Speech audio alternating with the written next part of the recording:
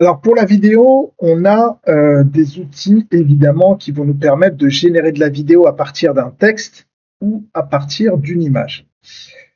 On a des outils qui sont connus qui viennent de la génération des outils de 2024, notamment Picalab, Imagine.art, LTX ou Runway ML qui est un des meilleurs outils. Lorsque vous allez créer un compte, vous allez avoir un certain nombre de crédits avant de faire un upload et donc là, à partir de là, vous allez pouvoir, voilà, vous allez pouvoir l'utiliser. Donc là, on voit à partir d'une photo, on va commencer par une photo, on va faire un upload, on va reprendre l'image du petit qui était dans le salon. Voilà. Donc là, une fois qu'on l'a téléchargé, on va nous demander de décrire. Donc la photo. La photo, elle est téléchargée. Voilà, très bien. Et là, vous voyez que contrairement à ce que je vois ici, c'est que je ne donne pas plusieurs photos. Parce que si je donne plusieurs photos, l'intelligence artificielle va pouvoir créer un film à partir des différents points de vue, des différentes photos. Moi, j'ai téléchargé qu'une photo. Je ne vais pas en télécharger d'autres. Je ne vais pas en uploader d'autres. Par contre, je vais la décrire. L'enfant, l'enfant est en train de jouer. Euh, L'enfant est en train de jouer. Je fais un prompt simple avec des jouets en bois et il sourit. On va juste faire ça et on va générer pour voir. Donc là, je vais consommer un certain nombre de crédits. Il est in queue. Donc vous voyez que j'ai la photo et j'ai une description.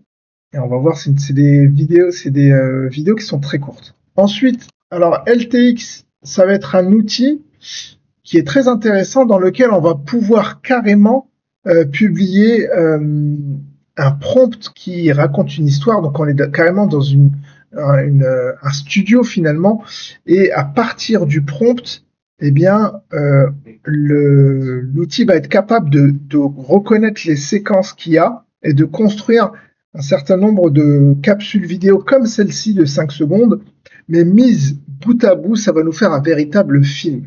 D'accord? Je vais vous donner un exemple. Moi, j'ai un prompt que j'utilisais, voilà, qui est celui-là. C'est l'histoire d'une jeune petite girafe qui se promène avec sa maman. Donc, c'est l'histoire qu'on raconte à un enfant, hein. Vous voyez que le prompt est assez consistant.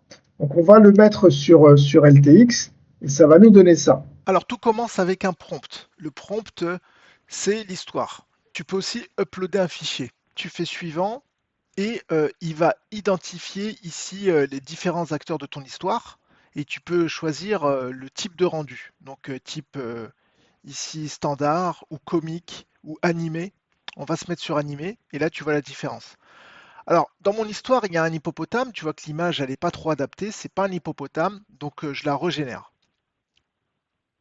Bon, voilà, là, ça ressemble plus à un hippopotame. Alors, je peux aussi ajouter un caractère si je veux. Allez, on est parti. Donc là, qu'est-ce qu'on va générer? On va générer les scènes.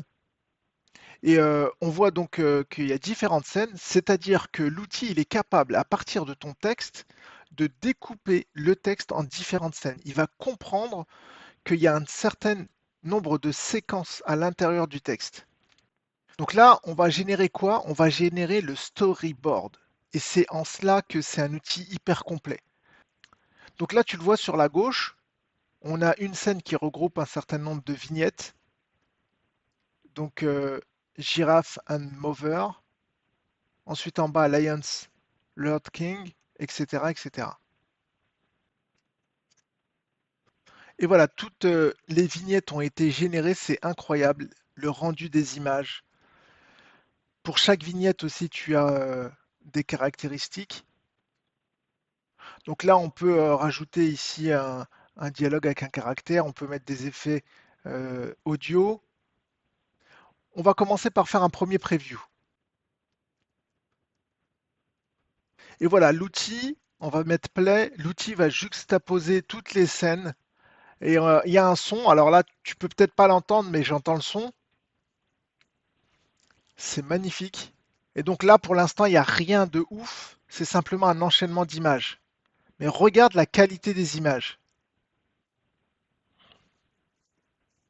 Allez, on avance. Alors, je sais pas si tu as remarqué, il y avait quelques coquilles. Là, par exemple, tu vois, tu as une espèce de lion qui ressemble à un hippopotame. Ah, ici, tu as une espèce de lion hippopotame. Donc, tu vois, là, ici, on a un lion qui a besoin de faire un régime. Donc là, peut-être que le prompt n'était pas assez précis, mais tu vois qu'on a un problème. Il a confondu hippopotame et lion. Pareil ici, on a des lions qui ressemblent pas trop à des lions. On a un mixte, hein, tu vois, le lion est gris. Et là, pareil, voilà, on a cette vignette. Celle-ci, elle est nickel. Donc il y a quelques coquilles. On va corriger les coquilles. Allez, revenons sur le storyboard. Alors, on peut aller beaucoup plus loin que ce que je t'ai montré.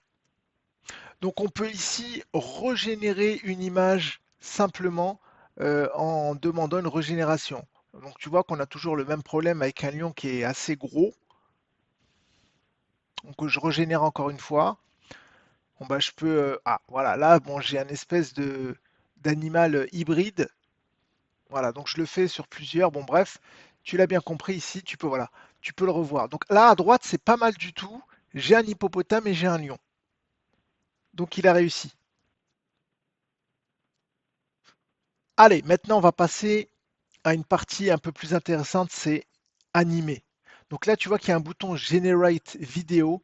Ça permet de passer d'une image à une animation. Et c'est pas très compliqué, c'est que lorsque on va les mettre bout à bout, et ben là, on aura notre petit film, notre petite histoire animée. On aura un véritable dessin animé. Et voilà, première démo. Deuxième démo. Donc là, on a demandé de charger le lion. Donc l'hippopotame est censé charger le lion. On a un petit truc bizarre derrière l'hippopotame, mais bon, c'est pas très grave. Allez, regardons celle-ci, c'est nickel. On a une girafe qui marche. Bon, bah, c'est pas mal du tout. Ça, il faut régénérer.